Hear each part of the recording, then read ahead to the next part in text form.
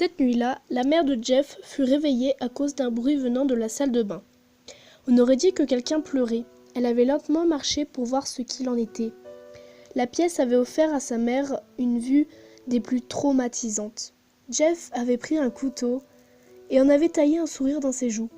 « Jeff, que fais-tu » avait hurlé sa mère, horrifiée.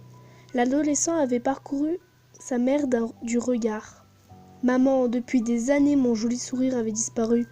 Je n'arrivais plus à trouver le bonheur. Maintenant, je peux sourire pour toujours. » La mère de Jeff remarqua les yeux de son enfant, cernés par le noir.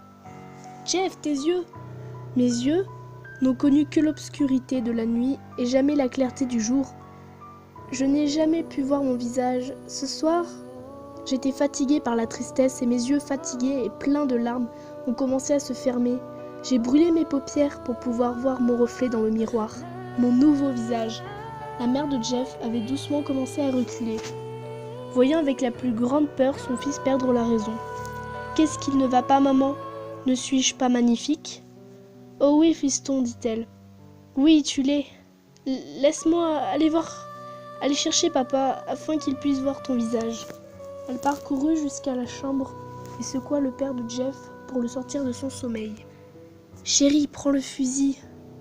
Nous... » Elle s'arrêta quand elle vit Jeff à la porte, tenant un couteau. « Maman, tu as menti. » C'est la dernière chose qu'il entendit avant que Jeff ne se précipite sur eux avec le couteau, les éventrant tous les deux. Son frère Liu se réveilla, surpris par un bruit.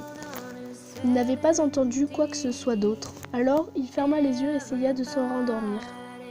Mais quand il était sur le point de s'endormir, il eut le sentiment étrange que quelqu'un l'observait. Il leva les yeux avant que la main de Jeff ne couvre sa bouche.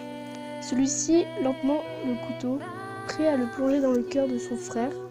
Celui-ci se débattait du mieux qu'il pouvait, essayant d'échapper à l'emprise de Jeff. « Chut !» lui dit Jeff. « Il suffit d'aller dormir. » Quelque temps plus tard, un tueur inconnu a émergé et a fait une série de meurtres. Un garçon qui a eu la chance de survivre aux attaques du tueur a décrit l'homme comme ayant une peau humidement pâle, un sourire hideux et des yeux sombres, menaçants, ouverts en permanence.